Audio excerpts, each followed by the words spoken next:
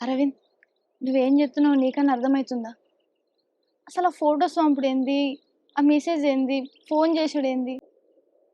అసలు ఏం చెప్తున్నావు చెప్పు నువ్వు?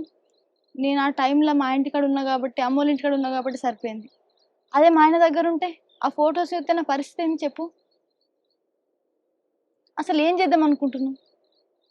నీకు ఈ ప్లేస్ గుర్తుందా హారిక? నేను ఫస్ట్ ప్రపోజ్ చేసింది ఇక్కడనే. మనం ప్రతి వ్యాలంటైన్స్ డే జరుపుకునేది కూడా ఇక్కడనే. నీ ప్రతి పుట్టినరోజుకు కేక్ కట్ చేసేది కూడా ఇక్కడనే హారిక. మొన్న గుళ్ళే చెప్పినా కదా హారిక, మర్చిపోయి హ్యాపీగా ఉండు అని.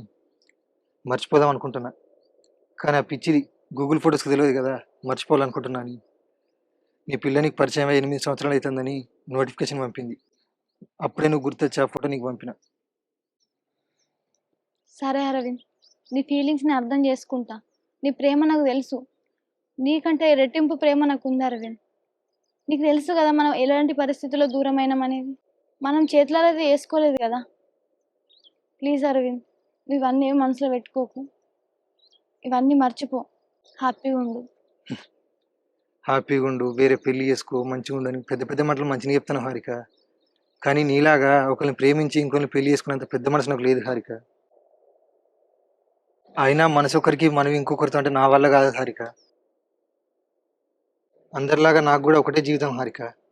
నాకు మాత్రం ఉండదా హ్యాపీగా ఉండాలని? కానీ ఎట్లుండాలి చెప్పు? ప్రతి క్షణం, ప్రతి నిమిషం, ప్రతి గంట నువ్వే గుర్తవుతున్నావు హారిక. ఎట్లా హ్యాపీగా ఉండాలి చెప్పు? నిన్ను తప్ప నేను వేరే అమ్మాయిని భార్య అనుకోను హారిక. అవన్నీ కాదు అరవింద్. నేను ఇంకొకరికి భార్యని. నువ్వు ఇట్లా మెసేజ్‌లు గానీ, ఫోన్‌లు గానీ చేయకు. ప్లీజ్ నీకు దండం పెడతా. నన్ను మర్చిపో.